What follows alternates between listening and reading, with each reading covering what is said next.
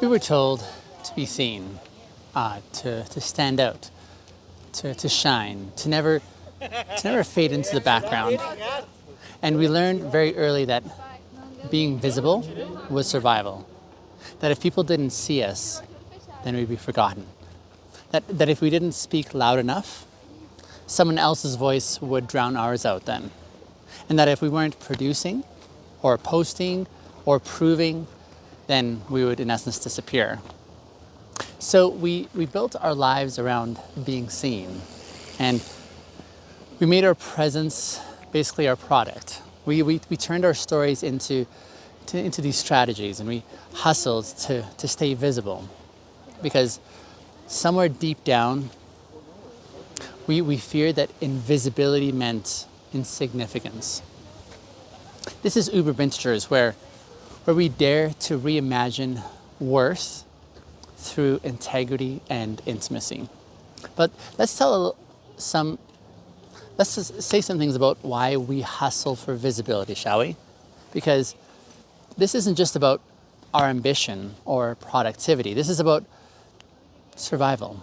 It's about the parts of us that we're told that if they don't see you, then they won't choose you. See, we were raised inside these systems that measured our worth by attention. So we looked at things like grades or likes or followers. We got called out in class, right, for the good things. We got invited to the table. We got the promotion. We got the applause. And then we learned to associate being seen with being valued. But here's this quiet truth that most of us missed along the way. See, visibility is not the same thing as validation. And validation is not the same thing as belonging either. The hustle that we mistook for worth needs to be addressed here. Like, see, the hustle for visibility feels noble at first, I think.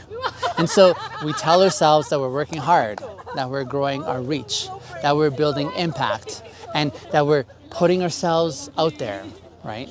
And sometimes that may be true. Sometimes visibility is a part that we do on purpose. Sometimes being seen actually does amplify our sense of integrity. But more often than not, though, I think it becomes a trap. It becomes this constant loop of self-promotion where the goalposts never stop moving. No matter how much attention that we get, it never feels like it's enough, because the hunger behind it isn't really for recognition as much as it is for reassurance. We don't want to be seen, I don't think. I think more than that, we want to be safe. We want to feel safe. We want to know that we matter. We want to know that disappearing doesn't mean like we're dying in someone's memory. So we hustle, and we overshare, and we overdeliver, and we overperform, and we exhaust ourselves just trying to stay relevant. And in doing this, we begin to disappear anyway, just in a different way. We lose the quiet. We lose our truth. We lose our joy. We lose us. See, there's this lie of constant exposure, and this is, I think, the lie that the world sells. And it says if you're not visible, you're invisible. I'd say that's a false dichotomy, because sometimes the most powerful growth happens in the secret places. Sometimes the most honest transformation happens in the silence. Sometimes what's actually unseen turns up being what's actually most sacred. And so we forget that not every flower blooms in the daylight, right? Some actually take roots in the dark. We forget that visibility doesn't always equal impact. Some of the most influential people in our lives, they never had a platform. They just had presence. We forget that attention is not intimacy, that people can see us every day and still not even know us, that algorithms can amplify our content and then still ignore our souls. And we forget that our worth was never meant to compete for screen time. And yet we keep running the same race. We keep posting and performing and pushing for proof, and we confuse busy with becoming, and we confuse being seen with being significant. We further confuse being followed by the contrast of being found.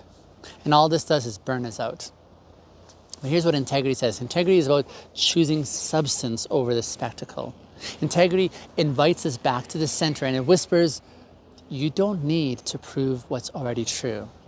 See, integrity asks us to slow down and then to ask, is my visibility still serving my purpose, or has it in essence started serving my insecurity? Because sometimes we post not to connect, but to be consoled. Sometimes we speak not to share our truth, but to fill the silence. Sometimes I think we chase the next engagement hit just because we've forgotten how to feel seen without having an audience. And that's not shameful. That's human. But it's also a reminder, a call to return. Integrity would say, let your visibility be this byproduct of alignment and not a performance for approval. And it reminds us that being witnessed should really flow naturally from being genuine, not strategized from scarcity. When we live with integrity, we share our stories without selling them. We can show up online or in person without hustling for permission to even exist. We can let our work speak for us quietly or truthfully, knowing that that's enough. And intimacy, which is being known beneath the spotlight, intimacy is, I think, what visibility tries to imitate. Visibility would say something like, look at me. But intimacy would say, know me. Visibility gathers the crowds, right? But intimacy builds true connection. Visibility loves and seeks after applause, whereas intimacy invites presence. And here's the paradox. We're becoming more visible than ever, I think. But at the same time, it seems like we're becoming more lonely than ever, because exposure without the empathy doesn't really heal it.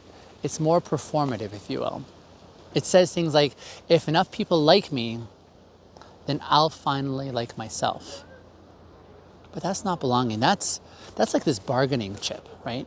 Intimacy, on the other hand, it requires risk. It means that we're being seen where we're real, not just where we're ready. It means allowing people to see what doesn't really photograph well, like the fatigue, the doubt, the mess behind the mission. And that's where true connection begins.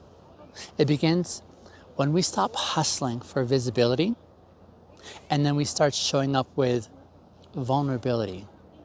And it's in this space that we discover something quite radical, and that is that we were never invisible. We were just unseen by people who couldn't perceive our authenticity. And unlearning this hustle, unlearning this pattern, does not happen overnight. It happens in the small and quiet choices we make along the way in our journey. It happens, for example, when we don't post for a day, right? And then we remind ourselves that the world doesn't end because we didn't post. It happens when we share something real, even if that doesn't perform well. It happens when we let ourselves rest instead of chasing. But it also happens when we measure our value by alignment and not by the attention we're seeking.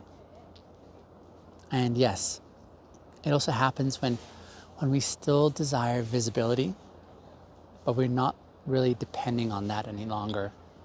See, we can honor the part of us that actually wants to be seen. We can give it compassion instead of control. We can teach it that it's okay to exist in the background sometimes, because peace is not found in being noticed. Peace is found in being known. And when we know ourselves, visibility becomes optional. It's no longer our goal. It's rather the overflow that comes from us. So from hustle to harmony, like I'd like to make this really clear. There's nothing wrong with being seen, right? Hear me on that.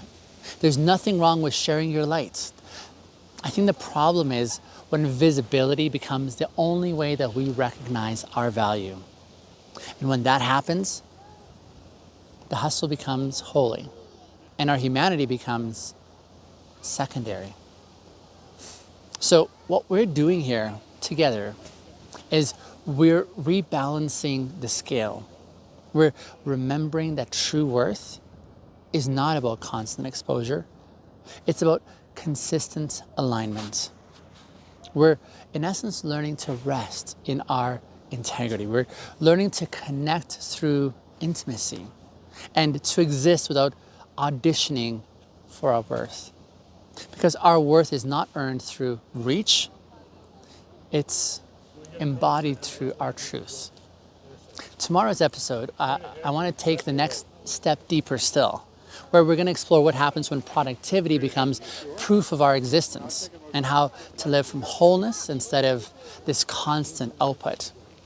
But for now, let's breathe and let's step out of the spotlight and let's come home to ourselves. We don't need to be seen to be significant. We already are worthwhile. Thanks for listening, my dear listener. I will see you in tomorrow's episode.